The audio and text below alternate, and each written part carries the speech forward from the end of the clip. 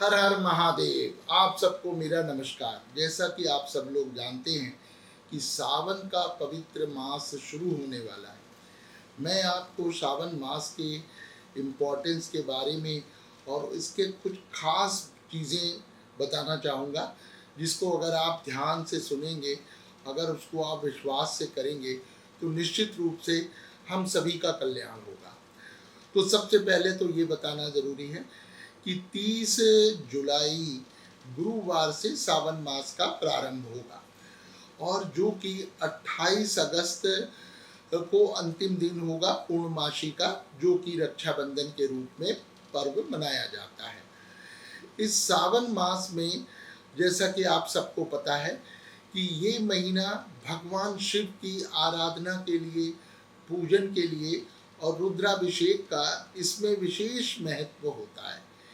वैसे तो रुद्राभिषेक कभी भी साल भर में कर सकते हैं, लेकिन सभी शास्त्रों और पुराणों में सावन के महीने में श्रद्धा से रुद्राभिषेक करने का विशेष फल होता है। लेकिन उससे पहले आपको जानना चाहिए कि रुद्राभिषेक का अर्थ क्या है। वास्तव में रुद्र शब्द का अर्थ शिव होता है, माने रुद्र जी और शिव जी पर्यायवाची हैं। तो रुद्राभिषेक का मतलब होता है भगवान शिव का अभिषेक करना। तो शिवलिंग का, शिव जी का, उनके परिवार का श्रद्धा से अभिषेक करने से विशेष फल रहता है। लेकिन मैं उससे भी पहले एक इम्पॉर्टेंट बात बताऊंगा कि हमारे सभी शास्त्रों पुराणों में ये बताया गया है कि भगवान शिव सभी देवी देवताओं में सबसे ज़्यादा दयालु हैं। वो हम पे सबसे जल्दी कृपा करते हैं। और ये मेरा पिछले 36 सालों का निजी अनुभव भी है कि हम लोग वैसे तो हिंदू धर्म में कई देवी देवताओं की पूजा प्रतिदिन करते रहते हैं, लेकिन सबसे ज़्यादा दयालु भगवान शिव हैं। इसीलिए उनका दूसरा नाम भोलेनाथ भी है। हम सभी मनुष्य वास्तव में जाने अनजाने में गलतियां या पाप अवश्य करते हैं। मेरे अनुभव से शायद ही पृथ्वी पर कोई ऐसा व्यक्ति होगा जिसने कोई गलती या पाप ना किया हो।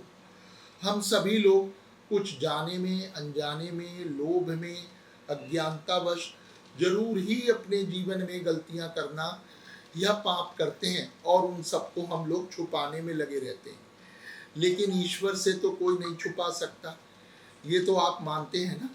हम सब की जो भी गलतियां या पाप हम लोग करते हैं वो सब भगवान के खाते में दर्ज हो रहे होते हैं। तो हमें निश्चित रूप से अपनी गलतियों के लिए और जो पाप हमसे जाने अनजाने में हो गए उसके लिए हमें सच्चे मन से, श्रद्धा से क्षमा मांगनी चाहिए।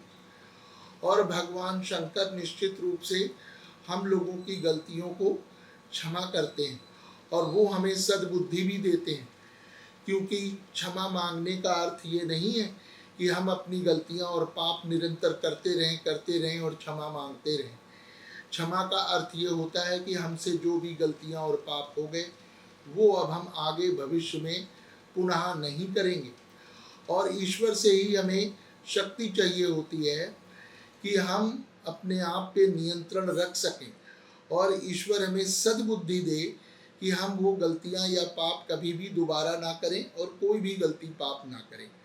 तो मेरा मतलब आप समझ गए होंगे कि भगवान शिव की अगर आप श्रद्धा से भक्ति करते हैं, अभिषेक करते हैं, पूजन करते हैं, क्षमा मांगते हैं, तो निश्चित रूप से हम लोगों के कष्टों में काफ़ी कमी आ जाती है और वो हमको सद्बुद्धि भी देते हैं और हमारी कष्टों से रक्षा भी करते हैं। आपत्तियों, विपत्तियों, संकटों और जो जो दंड हमको मिलने वाले हैं, जो परेशानियां हमारे ऊपर या हमारे परिवार पर आने वाली हैं, उन सब से वो हमें बचाते हैं। इसको आप खुद करके देखिए।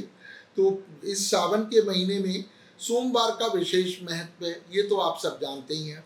बहुत सारे लोग सोमवार का व्रत रखते हैं। तो व्रत रखना बहुत अच्छी बात है, लेकिन व्रत को विधि पूर्वक रखना चाहिए। एक तो ये बात जरूरी है। दूसरा, व्रत रखने की जिसके अंदर शक्ति हो। क्योंकि मैं ये कहता हूँ कि वृद्ध लोग, बच्चे और रोगी लोग, बीमार लोग, ऐसे लोगों के लिए व्रत रखना आवश्यक नहीं है। जो लोग अपनी इच्छा शक्ति से और शारीरिक रूप से स्वस्थ हैं, उन लोगों को ही व्रत रखना चाहिए। पर व्रत से ज़्यादा महत्व होता है कि ध्यान लगाकर सच्चे मन से अगर हम पूजन करते हैं, भोलेनाथ का ध्यान करते हैं, मंत्र जाप करते हैं, तो वो अवश्य करना चाहिए, उसका महत्व ज़्यादा है।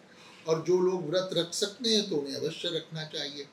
लेकिन व्रत में मैं दो बातें जरूर बताऊंगा कि किसी भी तरह अन्न का सेवन नहीं करना चाहिए और किसी भी प्रकार के नमक का सेवन नहीं करना चाहिए। यानी फल, दूध, ड्राई फ्रूट्स और उबले हुए आलू, खीरा, इस तरह के हम लोग खा सकते हैं, लेकिन नमक का कोई सेवन नहीं हो, इसका जरूर ध्यान रखना है। और ये व्रत सूर्योदय से अगले सूर्योदय तक, यानी दिन और रात्रि दोनों में रखना चाहिए। अगले दिन ही व्रत का उद्यापन होगा, पूरा होगा। लेकिन जो लोग इतने समय नहीं रख सकते तो वो लोग फिर एक समय रात्रि में भोजन करते हैं, लेकिन वो भोजन भी बिना नमक का होना चाहिए। एक तो ये जरूरी बात है। दूसरी बात कि सावन में इस बार जो 4 सोमवार पड़ रहे हैं, 3 अगस्त, 10 अगस्त, 17 अगस्त और 24 अगस्त, तो ये 4 ही सोमवार हैं। इन सोमवारों में जो लोग व्रत रख सकते हैं उन्हें रखना चाहिए। जो मैंने रुद्राभिषेक के बारे में आपसे बात करी, तो रुद्राभिषेक वैसे तो सावन के महीने में पूरे महीने किया जा सकता है और इसका बहुत उत्तम फल होता है, बहुत पुण्य होता है। लेकिन ज़्यादातर लोग सोमवार को करना चाहते हैं, तो निश्चित रूप से सोमवार को रुद्राभिषेक अवश्य करना चाहिए। इसके अलावा ये भी ध्यान रखिए कि 4 अगस्त को 3 अगस्त को नाग पंचमी भी है, 2 अगस्त को गणेश चतुर्थी और 3 अगस्त को नाग पंचमी भी है। तो नाग देवता की पूजन भी सावन के महीने में विशेष महत्व रखता है 3 अगस्त को। तो वो नागों का पूजन भी विधि से, श्रद्धा से अवश्य करना चाहिए, नाग देवता का पूजन। और जिन बच्चों का जन्म पंचमी तिथि को हुआ है या जिन बच्चों की कुंडली में काल सर्प योग है या सर्प योग है, सर्प योग अलग होता है और काल सर्प योग अलग होता है, इसके बारे में तो विस्तार से जानने के लिए आपको अलग से संपर्क करना है। लेकिन जन्म कुंडली में अशुभ योग हो या पंचमी तिथि को जन्म हो तो उन लोगों को तो नाग देवता का पूजन श्रद्धा से या पंचमी तिथि में जरूर करना चाहिए। और सावन मास में आने वाली इस पंचमी को नाग पंचमी कहते हैं। तो नाग पंचमी पे नाग देवता का पूजन विधि से करना है। इसके अलावा आप सबको मालूम होगा कि शिवरात्रि जो है, ये कुछ लोग नहीं जानते कि हर महीने आती है। जो महाशिवरात्रि होती है वो माघ महीने में एक बार आती है वर्ष में, लेकिन शिवरात्रि तो हर महीने आती है। शिवरात्रि अमावस्या से एक दिन पहले चतुर्दशी तिथि को होती है हर महीने में। तो इस बार भी जो अमावस्या से पहले चतुर्दशी तिथि है शिवरात्रि, उस दिन भी अभिषेक करना बहुत उत्तम होता है, रुद्राभिषेक करना। लेकिन रुद्राभिषेक के लिए अगर आप के संपर्क में कोई विद्वान ब्राह्मण है तो शिव जी के मंत्रों से विधि पूर्वक शिवलिंग का पूजन करते हुए और शिव जी के मंत्रों का जप करते हुए अभिषेक किया जाता है शिवलिंग का और शिव जी का, तो वो करना चाहिए। इसके अलावा मैं ये भी बताना चाहूँगा कि अष्टमी तिथि और चतुर्दशी तिथि, इन दोनों तिथियों के स्वामी भगवान शिव ही होते हैं। तो कृष्ण पक्ष की अष्टमी, शुक्ल पक्ष की अष्टमी, 2 अष्टमी हर तिथि महीने में 2 बार ही आती है। तो अष्टमी और चतुर्दशी तिथि को भी ये अभिषेक करना चाहिए। और चतुर्दशी तिथि जो कृष्ण पक्ष की है, यानी अमावस्या से एक दिन पहले, वो दिन तो शिवरात्रि है, यानी उस दिन का वैसे भी विशेष महत्व होता है। तो जितना संभव हो हमें रुद्राभिषेक इन तिथियों में अवश्य करना चाहिए। अब मैं ये बता रहा हूँ कि ये जो सावन का पवित्र महीना जिसके बारे में हम लोगों ने इतनी बातें करी, इसमें क्या नहीं करना चाहिए। नंबर 1 तो ये ध्यान रखना है कि अपने आप को हमें सभी बुराइयों से बचाना है, सभी तरह के बुरे कर्मों का त्याग करना है। और ये तो हम सब लोग अपने मन में जानते ही हैं कि हम क्या गलत कर रहे हैं और क्या सही कर रहे हैं। ईश्वर ने एक अंतरात्मा सबको दी होती है, तो हमारा मन उस बात को जानता है, लेकिन हम लोग नियंत्रण नहीं कर पाते हैं और अपने लोभ में कई गलत काम करते हैं। तो नंबर 1 तो हमें जीवन में कोई भी गलत काम नहीं करने का संकल्प लेना है। इस महीने से शुरुआत करनी है, किसी तरह का भी हम गलत काम नहीं करेंगे। उसमें किसी भी दूसरे व्यक्ति को, किसी की आत्मा को कष्ट पहुंचाना, नुकसान पहुंचाना, दुख पहुंचाना, ये भी बहुत बड़ा गलत काम है, पाप है। तो हमें बचना है, हमें किसी की निंदा नहीं करनी है, किसी का बुरा ना बोलना है, ना बुरा सोचना है, ना बुरा करना है। भोले शंकर पे विश्वास करना है, वो निश्चित रूप से आपकी समस्याओं का समाधान करेंगे। आपको अपने हमें लाभ के लिए किसी का बुरा करने की कोई ज़रूरत नहीं। किसी को बुरा बोलना, बुरा सोचना, बुरा करना कतई मत करिए। हम सबका रखवाला वो है, कोई हमारा कॉम्पिटिटर नहीं होता किसी भी क्षेत्र में।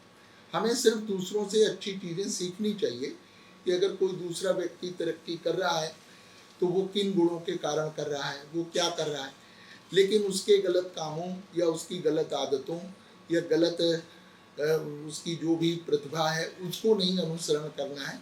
हमें नित्य प्रति भोले शंकर का मन से ध्यान करना है, उनका मंत्र जपना है। और जो लोग ज़्यादा मंत्र जाप वगैरह नहीं कर सकते, संस्कृत के मंत्रों का उच्चारण भी सबके लिए आसान नहीं होता, पर मैं पूछता हूँ कि कौन ऐसा व्यक्ति है जो ओम नमः शिवाय ना बोल सके? ऐसा कौन व्यक्ति है? इसके लिए पढ़ा लिखा होना या बहुत शिक्षा की जरूरत नहीं है। बात मन से ध्यान की, आप ओम नमः शिवाय का ही जप करिए और बिना गिने करिए, करते जाइए, जितना कर सकते हैं आपके पास जितना भी समय है। पर मेन बात है मन और मस्तिष्क में भोले शंकर का ध्यान करना।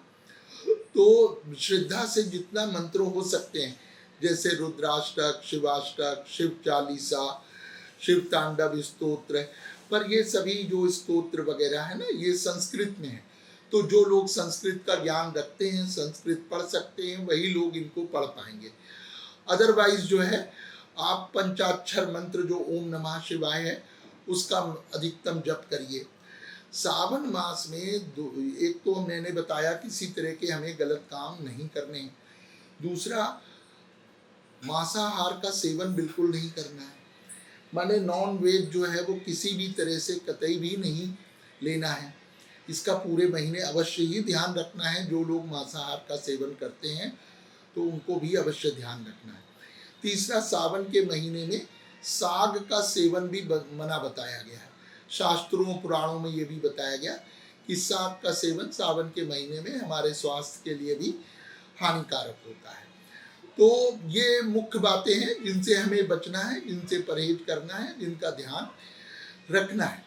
और जो जो मैंने आपको पर्व बताए, सोमवार के अलावा गणेश चतुर्थी है, नाग पंचमी है, शिवरात्रि है, अष्टमी तिथि है, चतुर्दशी तिथि है, अमावस्या है, इन तिथियों पे भी विशेष रूप से रुद्राभिषेक करने का प्रयास करिए, कोशिश करिए। और जितना संभव हो उतना ज़्यादा शिव जी का प्रतिदिन ही आपको स्मरण करना, ध्यान करना, मंत्र जाप करना है। तो जितना हम सबकी परिस्थितियां और शक्ति अलग अलग होती है, तो अपनी परिस्थितियों, अपने कार्य, अपनी ड्यूटी के को ध्यान में रखते हुए और अपनी अन्य जिम्मेदारियों को, पारिवारिक जिम्मेदारियों को और अपने कार्य क्षेत्र की जिम्मेदारियों को निभाते हुए भी हम लोग ये सब अवश्य कर सकते हैं। तो ऐसा मेरा विश्वास है और भोले शंकर से प्रार्थना है कि ये उनकी कृपा से हम सभी का कल्याण होता है और हमारी जो भी परेशानियां हैं वो हमारे माता पिता भी हैं और वो हमारे परेशानियों के नाशक, सब दुखों का नाश करने में वो सक्षम है। तो आप सबसे निवेदन है कि जितना संभव हो इसको करें। मेरी शुभकामनाएं आपके साथ हैं। फिर से बोलिए, हर हर महादेव, जय भोले बाबा की जय।